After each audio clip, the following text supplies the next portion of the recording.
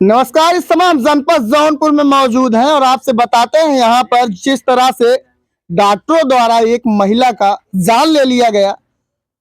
कहीं ना कहीं जिन डॉक्टरों को हम भगवान का रूप कहते हैं, दूसरा भगवान कहते हैं, पृथ्वी का भगवान कहते हैं, लेकिन वही डॉक्टर एक महिला की जान ले लेते हैं।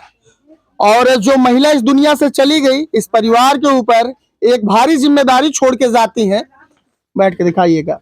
ये देखिए, फ्रेम में आपको एक छोटा सा मासूम प्यारा बच्चा दिखाई दे रहा होगा। इस बच्चे को जानकारी नहीं है कि हमारी माँ को डॉक्टरों द्वारा मार दिया गया है।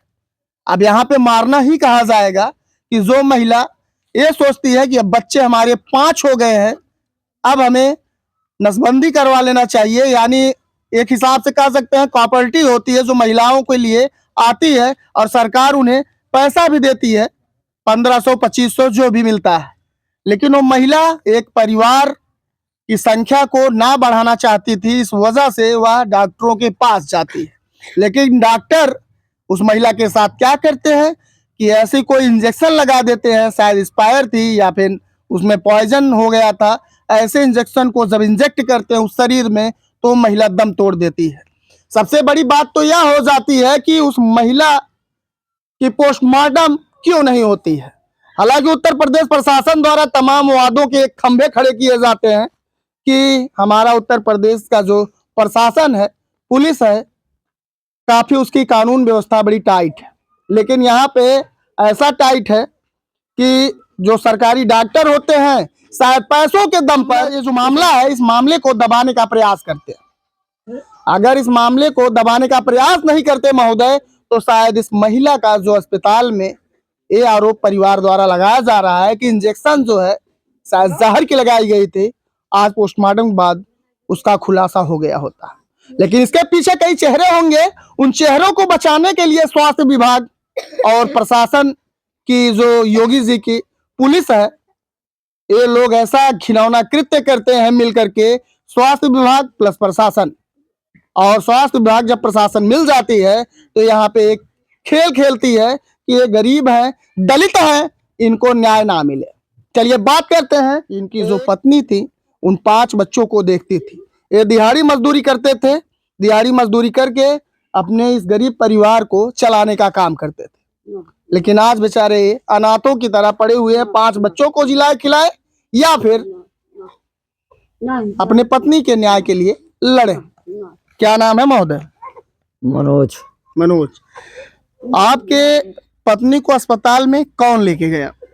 आशा लेके गई। आशा लेके गए थे। आशा से बातचीत हुई होगी? नहीं, हमको तो नहीं बात हुई। आपको जानकारी नहीं थी कि पत्नी हमारी ये सब करवाने जा रही है अस्पताल में? नहीं, उस दिन आए थे वो भी हमको तो नहीं बताई। आप घर पे थे कि नहीं थे? नहीं, हम काम पे चले गए थे। आप काम पे चले गए। दादी थी? हाँ, चलिए दादी से बात करेंगे। ऐसा दादी, बच्चा को किसी को दे दीजिए, कोई ले लीजिए बच्चे को। दादी, जब आपकी बहू घर से जाती हैं ऑपरेशन के लिए या फिर किसी चीज के लिए, ये जो मामला है, तो आपसे बता के गई थी? नहीं, नहीं, आपसे नहीं बताया? नहीं। चोरी से गई थी? चोरी से। वो आशा आई थी, यहाँ पे आई है और हम यहीं पे बैठी रही और एक आखिर नहीं पूछी कि दादी मैं लिया के जाता हूँ नसबंदी करावे। हम यहीं बैठे है, वो आए है लिया के तुरंत चली गई है के। अच्छा। हाँ, हमसे एक आखिर आशा ना पूछी कि दादी हम लिया के जाता है ऑपरेशन करावे। एक आखिर ना भैया। वहाँ पे मामला जब हो गया है, तब आपको कैसे जानकारी मिली है कि हमारी बहू की जान ले गई है? सुना, एक थे हमारे भाई चाचा के लड़का हैं, वो अस्पताल थे हैं वहाँ पे फोन करी, उनका नाम मुकेश है। वहाँ पे फोन करी, हमरे लगे 4 बजे फोन आए है।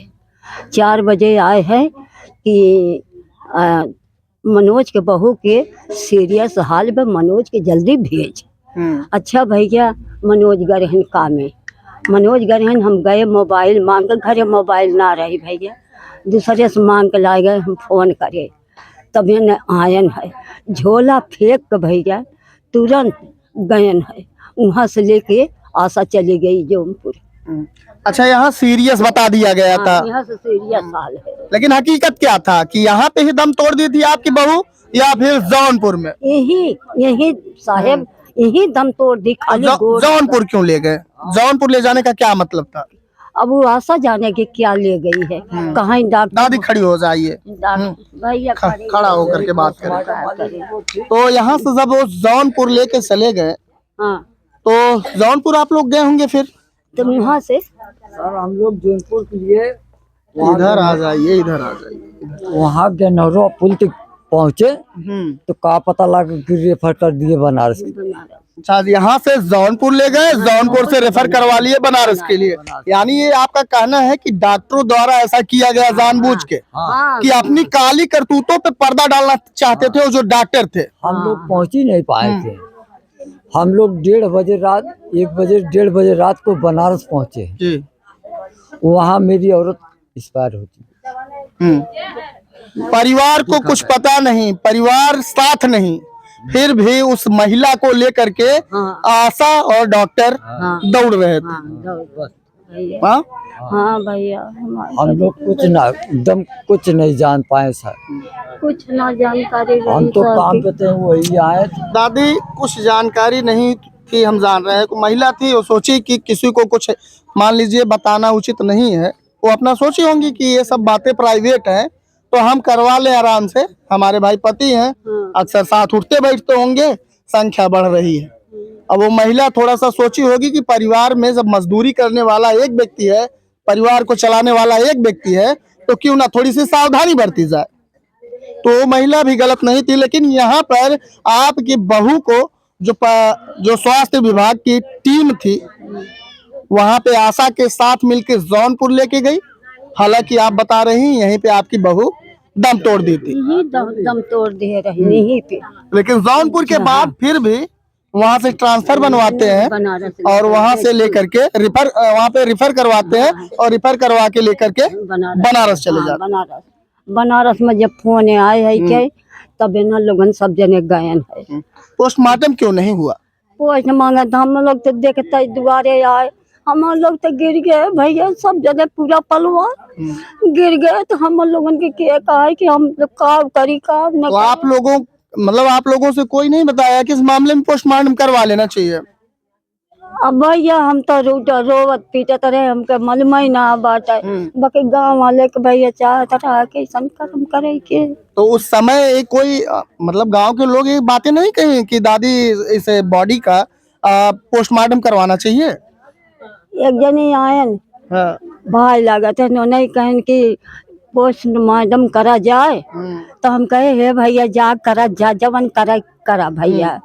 हम इतना कहे रहे भैया, अब मालूम ना है के भैया इन लोगन के मना कर दे के करे भैया, के हमार किस्मत या खराब करे भैया। हाँ, 5 बच्चे हैं? 5 बच्चे भैया, देखा सब छोटे छोटे हैं अभी। भैया देखिए फ्रेम में, डॉक्टरों ने तो ऐसा खेल खेल दिया, लेकिन इन बच्चों का क्या होगा? इतने छोटे छोटे बच्चे हैं और इनका जो भविष्य अब कहा जाएगा। जब माँ नहीं होती है तो ये लोग कौन सा संस्कार पाएंगे? बाप तो दिहाड़ी मजदूरी करके घर को चलाएगा ही, लेकिन ये बूढ़ी माँ आज कितने दिनों की मेहमान है आप समझ सकते हैं।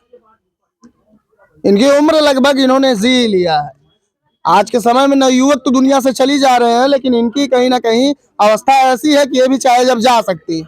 लेकिन इन बच्चों का क्या होगा महोदय?